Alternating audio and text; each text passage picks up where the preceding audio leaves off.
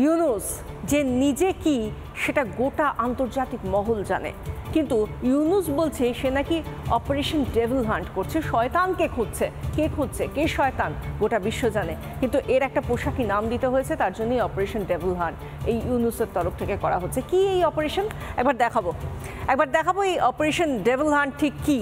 প্রতিবাদকারীদের ঠেকাতে ইউনূসের অস্ত্র, যারা প্রতিবাদ করছে, যারা বিবেকের দংশনে বলছে এটা যা হচ্ছে ঠিক হচ্ছে না, তাদেরকে ধরে গারদে পোড়ো। সেনা পুলিশের যৌথ বাহিনীর অভিযান এই অপারেশন ডেভিল হান্ট। শয়তানকে নাকি গারদে পোড়া হচ্ছে। কে গারদে পুড়ছে আর কে গারদের পেছনে যাচ্ছে গোটা বিশ্ব জানে।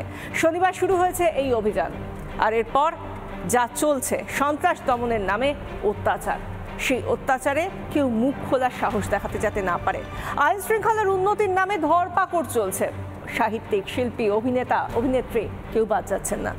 জামাত বিরোধীদের টার্গেট, যে জামাতিদের হাতের পুতুল মোহাম্মদ ইউনূস, তাদের যারা বিরোধিতা করছে তাদেরই টার্গেট করা হচ্ছে এই অপারেশন ডেভিল হান্টের মধ্যে দিয়ে, এবং তাদেরকেই গারদে পোড়া হচ্ছে। এটাই অপারেশন ডেভিল হান্ট।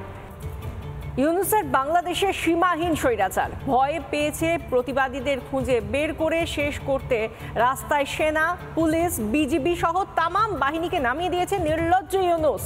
সমালোচনা করলেই ধরে ধরে রাষ্ট্রদ্রোহিতার মামলা দেওয়া হচ্ছে। এমনকি বাদ যাচ্ছেন না শিল্পী, সাহিত্যিক, অভিনেতারাও।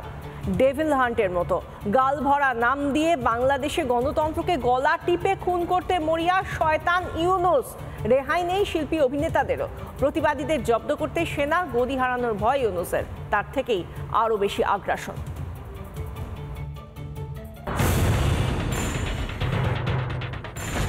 শেখ হাসিনাকে স্বৈরাচারী বলে যারা ক্ষমতায় এসেছিল তারাই এখন স্বৈরাচারের সমস্ত সীমা পার করে ফেলেছে। বাংলাদেশে যে আর গণতন্ত্রের ছিটে ফোঁটার অস্তিত্বও নেই, তার আলাদা করে বলে দিতে হয় না। ইউনূসের কবল থেকে রেহাই নেই বাংলাদেশের শিল্পী, অভিনেতা, পরিচালকদেরও।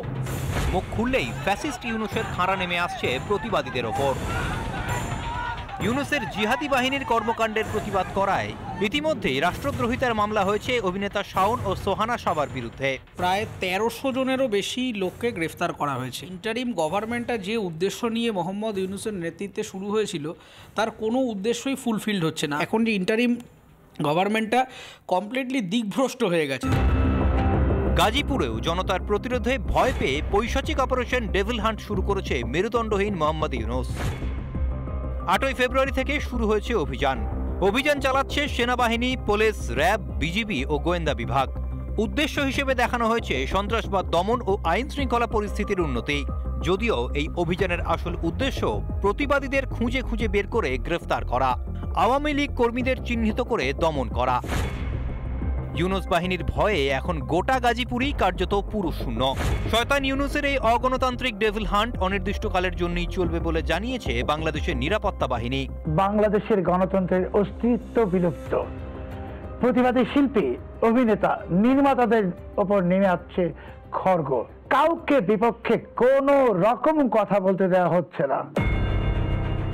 ডিপ স্টেটের ষড়যন্ত্রের ক্ষমতায় এসে এখন সেই ক্ষমতা টিকিয়ে রাখতে সব রকমের পন্থাই অবলম্বন করছেন ইউনূস। একদিকে মৌলবাদীদের লাগাতার ইন্ধন, অন্যদিকে সমালোচনাকারীদের মুখ জোর করে বন্ধ করে দেওয়া। ইউনূসের অপশাসনে বাংলাদেশ হয়ে উঠেছে ইসলামিক মৌলবাদী স্বৈরতন্ত্রের এক জলজ্যান্ত উদাহরণ। যে সকল টিভি, তারপরে বড় পর্দার যে নায়ক নায়িকা আছে, তাদের প্রতিবাদ, আসলে এটা প্রতিবাদ না, তারা আওয়ামী লীগের এজেন্ডা বাস্তবায়ন করার চেষ্টা করছে, তাদেরকে আইনের আওতায় নিয়ে আসা হচ্ছে। কথায় আছে, তোমারে বধিবে যে গোকুলে বাড়িছে সে। ইউনূস বোধহয় ভুলে গিয়েছে আমেরিকার এখন আর তার ডিপ স্টেটের বন্ধুরা ক্ষমতায় নেই, নাকি বুঝে গিয়েছে বলেই গদি বাঁচাতে অন্ধকারে হাত পা ছুটছে নিরাপত্তাহীনতায় ভুগতে থাকা ইউনূস। রিপাবলিক বাংলা। নানা ধরনের কন্টেন্ট দেখার জন্য লাইক করুন, শেয়ার করুন আমাদের ফেসবুক পেজ, সাবস্ক্রাইব করুন আমাদের ইউটিউব চ্যানেল। পাশাপাশি অন্যান্য ব্রেকিং নিউজের জন্য অবশ্যই চোখ রাখুন রিপাবলিক বাংলায়।